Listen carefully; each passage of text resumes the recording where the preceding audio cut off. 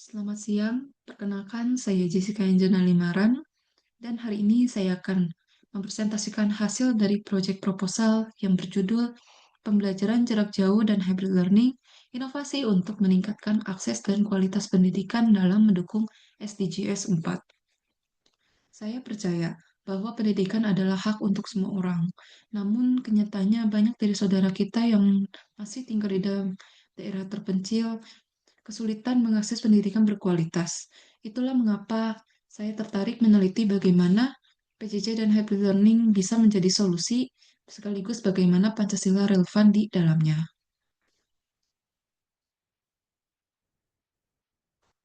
Latar belakang masalah. Pendidikan merupakan hak dasar setiap warga negara Indonesia sebagaimana tercantum dalam Undang-Undang Dasar 1945. Namun kenyataannya, akses terhadap pendidikan berkualitas masih menjadi tantangan besar, terutama bagi mereka yang tinggal di daerah terpencil, tertinggal, atau sulit dijangkau. Mengapa hal ini dapat terjadi di Indonesia? Yang pertama, banyak warga negara Indonesia yang masih tinggal di daerah terpelosok. Kemudian, kondisi ekonomi juga menjadi salah satu faktor utama pada sebagian masyarakat di Indonesia akan kesulitan mendapatkan fasilitas pendidikan yang baik. Yang terakhir, zaman sudah berkembang menjadi lebih terdigitalisasi, sehingga berkembangnya sebuah inovasi untuk mengenyam sebuah pendidikan melalui PJJ atau hybrid learning. Rumusan masalah. Berdasarkan proposal, berikut adalah 4 rumusan masalahnya. Yang pertama, bagaimana sistem PJJ dan hybrid learning dapat menolong anak-anak yang tinggal di wilayah terpencil untuk meraih pendidikan bermutu.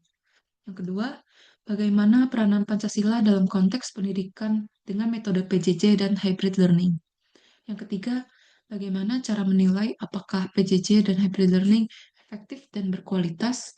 Dan yang terakhir, bagaimana pengembangan metode PJJ dan hybrid learning yang lebih inklusif dan merata dapat meningkatkan kualitas pendidikan secara keseluruhan. Hasil temuan di lapangan. Dari wawancara yang saya lakukan, saya menemukan beberapa hal yang penting yang saat ini mencerminkan kondisi di lapangan. Yang pertama, akses internet. Akses internet menjadi salah satu tantangan utama, khususnya di beberapa daerah masih mengalami sinyal yang lemah, atau bahkan mungkin sulit mendapatkan akses internet, sehingga hal itu dapat memaksakan kepada siswa untuk belajar di tempat yang jauh dari rumah. Yang kedua, perangkat belajar. Perangkat belajar yang tidak merata banyak terjadi oleh siswa yang hanya mengandalkan satu smartphone yang dipakai bersama keluarganya, sehingga pemakaian pun terbatas karena smartphone tersebut digunakan oleh banyak kepentingan selain dari siswa tersebut. Yang ketiga, keterlibatan siswa.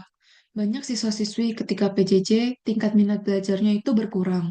Faktor utama terjadinya kurang minat belajar adalah kurangnya interaksi secara langsung dan kejenuhan saat belajar daring. Yang keempat, adaptasi guru.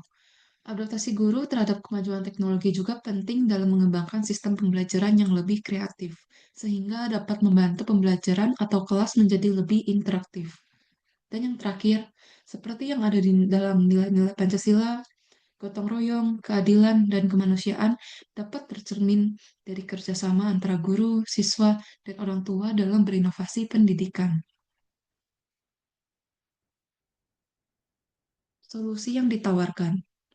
Berdasarkan temuan-temuan tadi, saya mengusulkan beberapa solusi yang dapat diterapkan untuk meningkatkan efektivitas pembelajaran jarak jauh dan hybrid learning, serta memperkuat penerapan nilai-nilai Pancasila di dalamnya. Yang pertama, ada perluasan akses internet dan perangkat belajar, khususnya di daerah yang tertinggal. Yang kedua, pelatihan teknologi bagi guru dan siswa agar pembelajaran daring lebih optimal. Dan yang ketiga, kolaborasi lintas pihak sekolah, pemerintah, dan komunitas untuk menciptakan pusat belajar bersama. Yang keempat, integrasi nilai Pancasila dalam kegiatan pembelajaran, agar pendidikan tak hanya soal ilmu, tetapi juga karakter. Dan yang kelima, metode belajar yang menarik. seperti menggunakan teknik gamifikasi dan proyek kolaboratif untuk menjaga semangat siswa. Kesimpulan, sebagai penutup, saya menyimpulkan bahwa pembelajaran jarak jauh dan hybrid bukan hanya soal teknologi, tetapi juga kemanusiaan. Ketika kita berbicara tentang pendidikan, kita berbicara tentang keadilan, akses, dan nilai-nilai luhur. Pancasila memberi kita arah agar memberi pendidikan tidak hanya canggih, tetapi juga beretika dan berpihak pada semuanya. Saya berharap ke depan kita semua bisa menjadi bagian dari solusi sekecil apapun kontribusi kita. Refleksi pribadi. Melalui penelitian ini, saya menyadari betapa pentingnya untuk tidak hanya memahami Pancasila secara teoritis, tetapi juga menerapkannya dalam kehidupan sehari-hari. Saya merasa bahwa tantangan yang dihadapi dalam implementasi nilai-nilai Pancasila di era modern memerlukan perhatian serius dari semua pihak, terutama generasi muda. Refleksi ini mendorong saya untuk berkontribusi lebih aktif dalam sosialisasi nilai-nilai Pancasila di lingkungan saya agar dapat menciptakan masyarakat yang lebih harmonis dan berkeadilan. Saya berharap penelitian ini dapat menjadi langkah awal untuk mendorong diskusi lebih lanjut mengenai relevansi Pancasila dalam konteks sosial dan budaya saat ini.